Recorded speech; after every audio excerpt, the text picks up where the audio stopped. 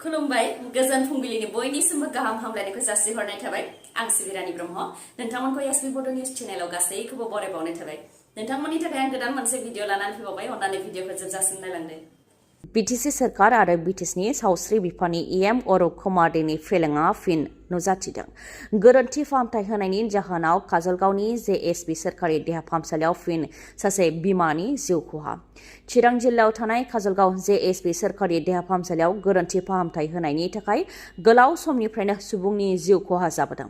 जाथाय जायोब्ला बिटिआर सोरखारनिफ्रायबो नायबिजिरनायनि खोथा होयो, नाथाय बेनो बे खेबाव बिजनी बरलेसा गामिनि शरद दासनि बिसि अनिता दासआ जिउ खोमानो गोनां जादों। गथ' जोनोम होनो थाखाय JSB देहा फाहामसालियाव लाबोनाय जादोंमोन, जेराव सिजारियेन खालामनायनि दसे उनावनो हरखाबै देहायाव जेंना नुजाथिनानै थैनो गोनां जादों। थैनायनि उनावनो देहा फाहामसालियाव दुंहाव थासारि। नखरनि सोद्रोमाफोरजों लोगोसे रायजो राजाफोर आरो गुबुन गुबुन आफाद जेरै आख्रासु आरो आमसुनिफ्रायबो नुजाथिफैदों। डक्टर याकुब आलियानो सिजारियेनखौ खालामदोंमोन होननानै फोरमायथिदों। लोगोसे फोरमायथिबावदों दि JSB सोरखारि देहा फाहामसालियाव एनेस्थेसिया बिफाननि डक्टर गैया, चाइल्ड स्पेशलिस्ट गैया आरो रेडियोलजिस्ट गैया। नाथाय एनेस्थेसिया बिफाननि डक्टर गैयाब्लाबो अपारेशन खालामनायनि खामानिया जाबोगासिनो दं। 70 बोसोर बैसोनि रिटायार जानाय सासे एनेस्थेसियानि डक्टरा सामलायगासिनो दं, जाय बिथांनियानो देहाया जाला होननानैबो बुंथियो। बिटिआर सोरखार आरो सावस्रि बिफाननि EM अरुप कुमार देआबो बेनि सायाव जेबो राहा लायाखै। EM अरुप कुमार देआ गावनि सावस्रि बिफानखौ नोजोर होनो नागारै गुबुन गुबुन बिफानावसो मुखुब जानानै थादों होननानैबो बुंथियो। प्रमद बर'आ BTCनि चिफ जानानै जाहाथे बेखौ नोजोर होयो आरो अरुप कुमार देआ BTCनि सावस्रि बिफाननि EM जानानै जाहाथे बिनि सायाव नोजोर होयो आरो बबेयाव डक्टर दं गैया, नार्स दं गैया बेखौ जाहाथे नोजोर होयो, बेनि थाखायबो बुंथियो। जाथायखौ लानानै भुगिनांनाय नखरनिफ्रा पुलिस थानायाव FIR होबाय। ओजोंहाय अपारेशन खालामग्रा डक्टर याकुब आलिया बे समाव खारनानै दं होननानै फोरमायथिदों। अरुणोदय बिथांखिनि गेजेरजों मुलाम्फायारिफोरनो मुलाम्फा होनो थाखाय 15 निफ्राय 28 अक्ट'नि गेजेराव मोनफ्रोमबो बियाबाव पोलिं बुथफोराव गाव सभा खुंनाय जागोन।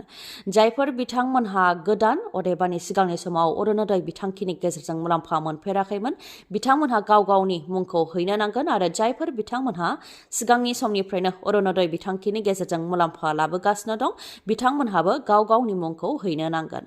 गोजाम मुलाम्फायारिफ्राबो गाव गावनि मुंखौ हैनायनि उनाव बिथांमोनहा सोरखारि साख्रिफोर मोनबाय नामा बा बिथांमोननि रांखान्थि थासारिया मोजां जाबाय नामा बेनि सायाव नायबिजिरनाय जागोन। बेनि उनावसो 3.0 नि गेजेरजों बिथांमोननो अरुणोदय बिथांखिनि मुलाम्फाखौ होनाय जागोन होननानै फोरमायथिदों आसामनि गिबि मन्थ्रि बिथाङा।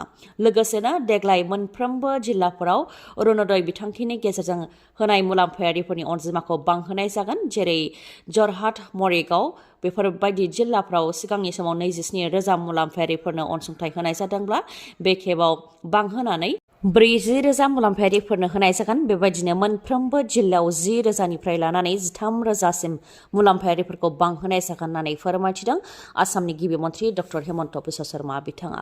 ओजोंहाय आसामनि गिबि मन्थ्रि डक्टर हेमन्त बिश्व शर्मा बिथाङा अरुणोदय 3.0 खौ लानानै गोदानै फोसावनाय बे थांखिखौ लानानै राजखान्थि खालामनायसो होननानै गाग्लोबदों MLA अखिल गगैआ।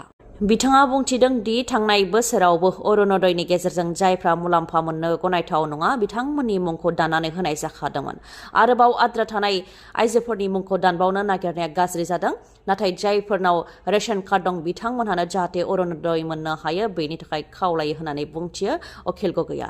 लोगोसेनो बुंथिबावो दि भटनि थाखाय आरो बिसायख'थिनि थाखाय आइजोफोरखौ ब्लेकमेलसो खालामदों आसामनि गिबि मन्थ्रिया, जायनाखि पन्चायत बिसायख'थि जानो थांगासिनो दं आरो 2026 मायथाइयाव बिसायख'थि जानो थांगासिनो दं। बेनिखायनो BJPआव भट होयोब्लासो अरुणोदय 3.0 खौ मोननो हागोन आरो BJPआव भट होआबा मोननाय नङा।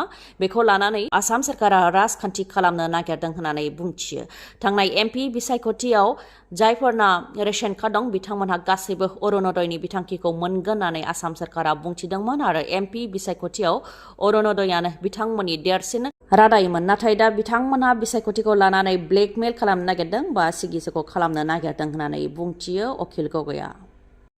सन्देह गोनां ट्राकखौ सिग्रोमबाय थानाय समावनो ट्राकआ खारनानै होनायाव ट्राकनि सौख्रेमनायजों जिउ खोमानो गोनां जादों आसाम पुलिसनि सासे कनस्टेबलआ। श्रीभूमि जिल्लानि चराइबारियाव जादों मोनसे जाथाय। उज्जल बरा बिथाङा जिउ खोमानो गोनां जादों।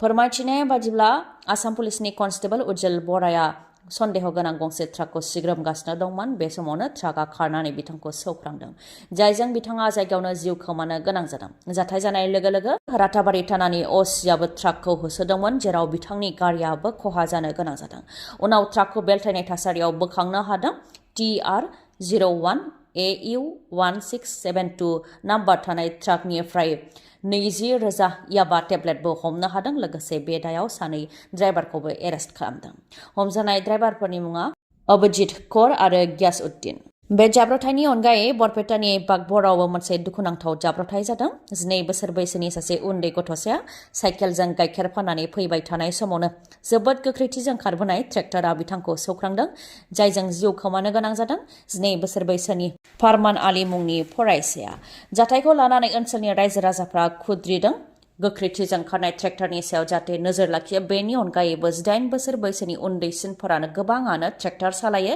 बेनि सायावबो जाहाथे नोजोर होयो बेनि थाखाय जिल्ला प्रशासनखौ खावलायदों रायजो राजाफ्रा जानो गोनां पन्चायत बिसायख'थिनि थाखाय ड्राफ्ट इलेक्टरेल रलखौ फोसावबाय बियाबफोराव दाफामनाय जानायनि उनाव गाव पन्चायत ब्लक डेभेलपमेन्ट अफिस जिल्ला परिषद DC मावख'फोराव गोबां सोलाय सोल' जादों गोदानै फोसावनाय ड्राफ्ट इलेक्टरेल रलनि बायदिब्ला गासै मोन 27 जिल्लायाव पन्चायत बिसायख'थिया जागोन गासै जिल्ला परिषद कन्स्टिट्युएन्सिया 397 जागोन गासै आन्चलिक पन्चायत सेगमेन्टआ 181 जागोन गासै गाव पन्चायतआ 2193 जागोन आरो टटेल वार्डआ 21,930 जागोन पोलिं स्टेशनआ गासै 23,781 जागोन गासै भटारआ 1,75,54,589 जागोन बेनि मादाव हौवा भटारआ 88,29,927 आरो आइजो भटारआ 87,24,274 आरो 388 गुबुन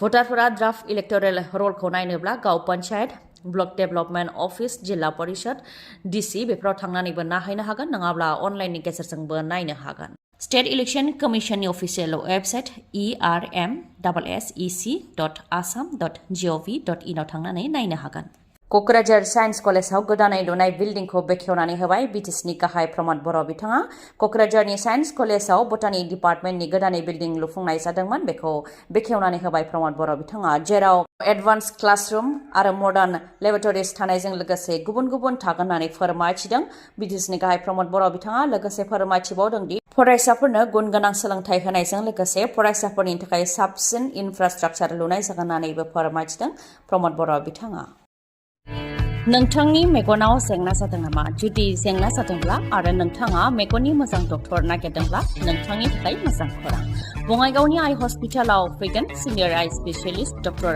प्रबिन बसुमतारी बिथाङा एम्स निउ दिल्लीनि बारग' SR RPC आरो दिल्ली GNCTनि बारग' आइ कनसालटेन्ट डक्टर प्रबिन बसुमतारीनि अनगायैबो मेगननि डक्टर आशराफुल आलम आरो डक्टर मेघाली शर्माखौबो बङाइगावनि आइ हस्पिटालाव नोंथांमोनहा मोननो हागोन लोगोसेनो कम्पिउटार पेकनि गेजेरजों केटारेक्ट सार्जारि खालामनो हागोन जेराव जेबो सानाय गैयालासे सुथेनाय गैयालासे आरो गोख्रैनो गाहामाव फैफिननायखौ नोंथांमोनहा मोननो हागोन आबुं थङा जाहैबाय बङाइगाव लवार आसाम हस्पिटालनि उल्था दिगाव बास स्टेन्डनि साखाथियाव फुंनि 10 रिंगानिफ्राय मोनाबिलि 2 रिंगासिम मेगननि डक्टरखौ मोननो हागोन बे बङाइगावनि आइ हस्पिटालाव माबाफोर सुलुं लानो गोसो दंबावोबा नोंथांमोनहा 6900949900 बे नाम्बाराव खौरां लाहरनो हागोन गोजोन्थों दिनैनि भिडिअआ एसेनोसै गाबोन आरो गोदान भिडिअजों लोगो मोनफिनबावगोन नोंथाङा दासिमबो आंनि चेनेलखौ साबस्क्राइब खालामाखैबा अन्नानै साबस्क्राइब खालामदो लोगोसे लाइक कमेन्ट आरो शेयार खालामनो दाबाव गोजोन्थों